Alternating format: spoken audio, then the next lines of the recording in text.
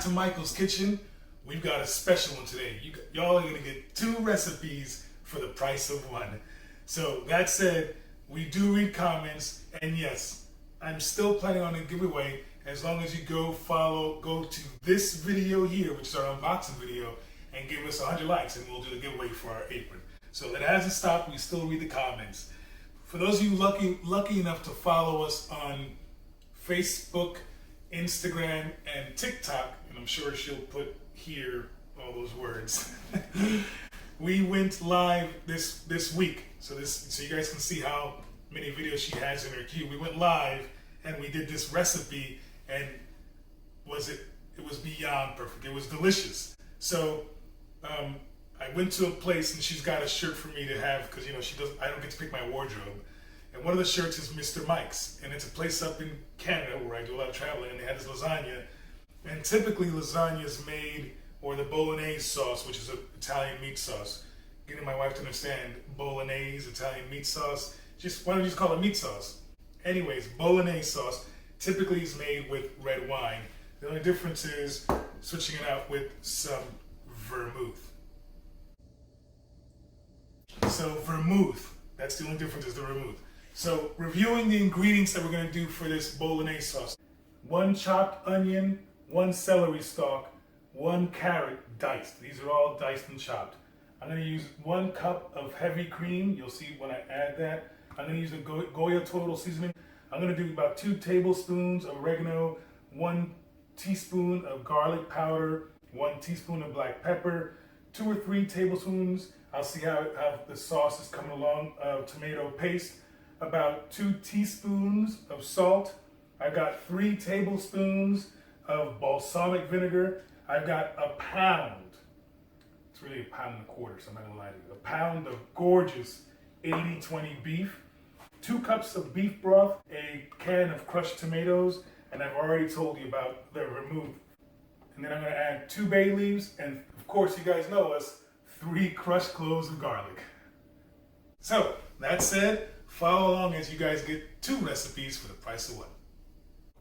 Let's start our sauce. First things first, 1 or 2 tablespoons, let's do 2. Let's do 2 tablespoons of olive oil in the bottom of a pan. So first things first, add in my onion that I told you about. Add in the celery. Add in the carrots. And I'll saute this off until the onions are translucent.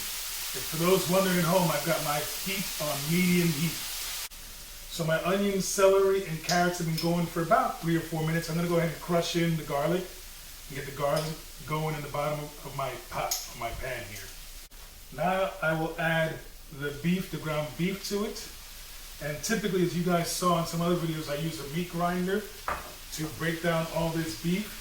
I'm not going to here for one reason, but I'll tell you right after I add my Goya Total Seasoning. I'll do about a tablespoon to the beef. Obviously, to get all mixed in here, but there you go. The reason I'm not doing that here is because this is going to be going on here for about an hour when all the ingredients are combined. So I know all the beef is going to break down. So as soon as the pink has dissipated on the beef, and I've been stirring this up the entire time, breaking up the crumbs, so I don't know if you can see that. But as soon as the pink is gone, I'm going to put in my ½ a cup of vermouth, dry vermouth, not sweet vermouth, and I'm going to mix that in. And I'm going to stir this off until all the liquid is gone. Then I'll start adding the rest of the ingredients. So the meat is almost ready for the next step. But people ask, why am I doing this? Or why do we change videos? Or why do we go back and forth? Or why do we try different recipes? We'll be sure to put a link here to our pizza bowl where we tried this red sauce. And the sauce was, with literally 3 or 4 ingredients, was the best red sauce I've had in my life. So I went out on a limb and said, let's try this Bolognese, and it was killer. Next ingredients, next steps. First, 3 tablespoons of tomato paste. That was 1. I'll be sure to add the other remaining So there's my 3 tablespoons with my scientific measuring tools. And I'll get that stirred in there. And I've learned with tomato paste, it adds so much body to recipes and to sauces. But you do want to cook it in before you start introducing other flavors. Because I want to cook all that raw tomato-ness off. I just want the bold tomato flavor in there. So as soon as I get the tomato paste all stirred in, I'll be sure to add in my can of crushed tomatoes.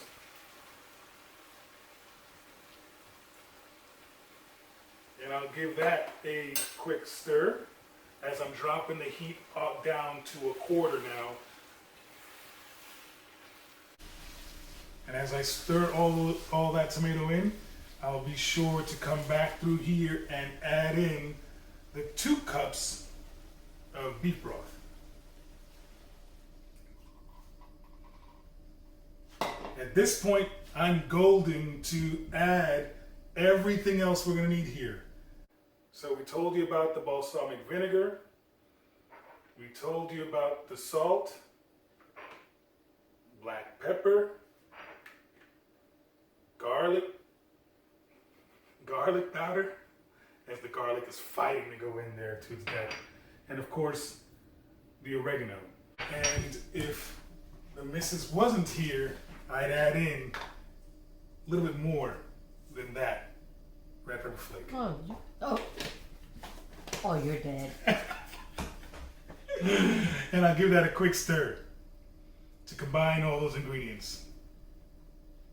So I'm gonna get this going, and once I get it on a good simmer, that's it. I'm gonna sit back, I'm gonna set my timer to an hour, and as far as this portion is concerned, we're done. So this is the boil I'm after. I'm probably gonna drop it just a little bit. And I want that simmering for an hour, and the flavors are really gonna come together.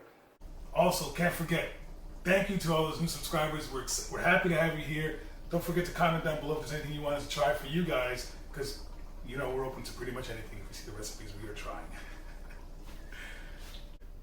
So we have an hour of this simmering over a very low heat. And you can see it's reduced. It's went down about 1 inch. And just so you don't think I was doing nothing during this time, I've been skimming off the fat off the top. But now we're ready for our next portion. And that is a cup of heavy whipping cream. So I'll be sure to add the cup of cream. Already looking good.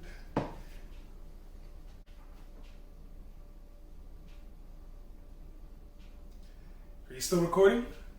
Because I had a lapse in judgment. Before you add the cream and let it simmer, be sure, don't be like Mike, don't be like Chef Michael, and pull out the bay leaves. So here's one. There it is. And then my second bay leaf out. She'll edit all that.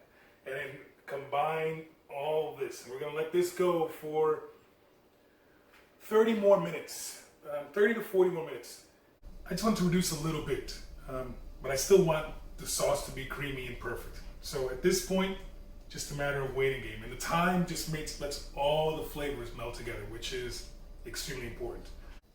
So my sauce has been simmering, and I don't know if you could see this, but it's just perfect. It's just creamy, meaty, and that cream has just brought so much to that party. So the sauce is done. So I'm gonna start building or getting the rest of the ingredients from a lasagna ready. So